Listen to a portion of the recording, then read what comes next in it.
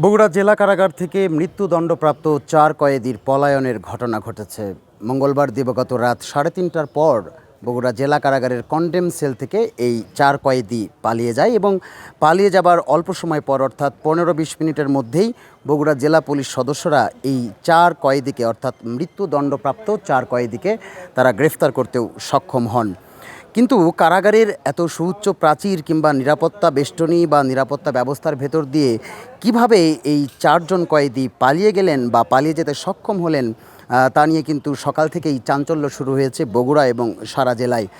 সকালবেলায় জেলার police super Sudip Kumar Chakraborty তিনি একটি সংবাদ সম্মেলন করেছেন এবং সেখানে তিনি জানিয়েছেন যে এই ৪ কয়েদি অর্থাৎ যে ৪ জন কয়েদি গত রাত ৩:৩০টার পরে বগুড়া কারাগার থেকে পালিয়ে গেছেন, এরা আসলে দীর্ঘদিন ধরেই কন্ডেম সেলের একটি কন্ডেম সেলেই কিন্তু তারা অবস্থান করছিলেন এবং সেখানে বসেই আসলে তারা কারাগার থেকে পালানোর পরিকল্পনা করেন বেশ কিছুদিন ধরেই এবং সেই পরিকল্পনার অংশ হিসেবেই কিন্তু তারা মঙ্গলবার দিবাগত রাত ৩টার পর থেকেই এই কন্ডেম সেলের ছাদ ফুটো করা থেকে শুরু করে কাপড় বা পরিধেয় যে বস্ত্র ছিল সেগুলো দিয়ে দড়ি বানিয়ে তারা পালিয়ে যাবার যে পরিকল্পনা সেটি কিন্তু তারা বাস্তবায়ন করে। দর্শক, এই মুহূর্তে আমরা রয়েছি বগুড়া জেলা কারাগারের সেই কন্ডেম সেলের পাশে, যেই কন্ডেম সেলের ভেতরে আসলে ৪ জন মৃত্যুদণ্ডপ্রাপ্ত কয়েদি ছিলেন যাদের মৃত্যুদণ্ডের আদেশ হয়েছিল এবং হয়তো নির্ধারিত সময়ে তাদের ফাঁসিও কার্যকর হয়ে যেত। সেই আসামিরা, সেই কয়েদিরা কিন্তু এই কন্ডেম সেলের যে ছাদ রয়েছে সেই ছাদ প্রথমে ফুটো করেন এবং তাদের যে পরিধেয় বস্ত্র, লুঙ্গি বা অন্যান্য যে বস্ত্র রয়েছে সেগুলো এবং বিছানার চাদর সেগুলোকে একটার পর একটা জোড়া দিয়ে তারা কিন্তু সেগুলোকে দড়ি বানিয়ে এই কন্ডেম সেল থেকে তারা পালিয়ে যেতে সক্ষম হয় এবং পুলিশের কাছে গ্রেফতার হওয়ার পর এই ৪ কয়েদি যে বর্ণনা দিয়েছেন সেই বর্ণনার মতে প্রথমে তারা কিন্তু এই কন্ডেম সেলের ছাদটি ফুটো করেন এবং ছাদ ফুটো করার পর তাদের যে পরিধেয় বস্ত্র অর্থাৎ লুঙ্গি, শার্ট, জামা কিংবা তাদের যে বিছানার চাদর সেগুলো একটার পর একটা জোড়া দিয়ে তারা আসলে দড়ির মতো বানানোর পরে সেটির সাহায্যে এই উঁচু দেয়ালটি তারা কিন্তু পার হতে সক্ষম হয় এবং এখান থেকে বের হওয়ার পর আপনাদেরকে যদি আমি একটু দেখাই যে এই কন্ডেম সেল থেকে একেবারে কাছেই কিন্তু ছোট্ট একটি সেতু রয়েছে দর্শক, এবং এই সেতুটি কিন্তু এই কারাগারের পাশ দিয়ে বয়ে যাওয়া যে করতোয়া নদী, সেই করতোয়া নদীর উপরে যে ছোট্ট সেতু রয়েছে একেবারে কন্ডেম সেলের মাত্র কয়েক গজের মধ্যেই কিন্তু এই সেতুটির অবস্থান এবং তারা পুলিশের কাছে প্রাথমিক যে বর্ণনা দিয়েছে তাদের পালিয়ে যাওয়ার,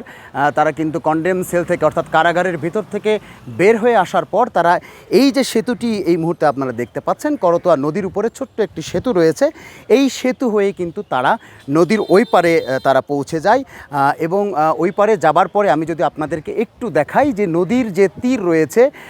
সেই তীর ধরেই কিন্তু তারা এখান থেকে খুব বেশি দূর না, এখান থেকে 500 মিটার অর্থাৎ অর্ধ কিলোমিটারের মতো একটি জায়গা রয়েছে যেটি চালোপাড়া চাষি বাজার নামে পরিচিত।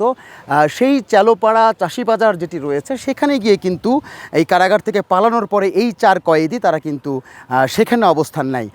এবং কারাগার থেকে যেহেতু কারা কর্তৃপক্ষ ৩:50 কিছু সময় পরেই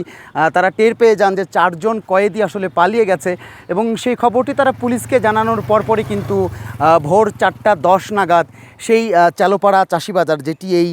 কারাগার থেকে মাত্র অর্ধ কিলোমিটার দূরে, সেই চাষিবাজার এলাকায় গিয়ে কিন্তু এই যে ৪ জন কয়েদি যারা কারাগার থেকে পালিয়ে গিয়েছিল তাদেরকে কিন্তু গ্রেফতার করতে সক্ষম হয় জেলা পুলিশ। কারাগার থেকে পালিয়ে যাবার 15-20 মিনিটের মাথায় শহরের চালোপাড়া চাষিবাজার এলাকা থেকে গ্রেফতারের পর ওই ৪ কয়েদিকে নেওয়া হয় জেলা পুলিশের ডিবি কার্যালয়ে। পুলিশ কর্মকর্তারা বলছেন জেল থেকে পালানোর ঘটনায় ওই ৪ জনের বিরুদ্ধে মামলা দায়ের করে তাদেরকে আদালতে পাঠানো হবে। এদিকে এত নিরাপত্তা বেষ্টনীর ভেতর দিয়ে কিভাবে ৪ জন মৃত্যুদণ্ডপ্রাপ্ত কয়েদি পালিয়ে গেল সেই ঘটনা খতিয়ে দেখতে জেলা প্রশাসন ৬ সদস্যের তদন্ত কমিটি করেছে। এরই মধ্যে তদন্ত কমিটির সদস্যরা বগুড়া জেলা কারাগারে প্রবেশ করে ঘটনাস্থল পরিদর্শন করেছেন এবং সংশ্লিষ্টদের সাথে কথা বলেছেন। পাশাপাশি কারা কর্তৃপক্ষের ঊর্ধ্বতন কর্মকর্তারা বগুড়া কারাগারে এসেছেন, তারাও ঘটনাস্থল পরিদর্শন করে কথা বলছেন সংশ্লিষ্টদের সাথে। সবাই মিলে খতিয়ে দেখার চেষ্টা করছেন কার গাফিলতিতে বা কোন গাফিলতিতে কারাগারের নিরাপত্তা বেষ্টনী ভেঙে ৪ জন কয়েদি পালিয়ে যেতে সক্ষম হয়েছে।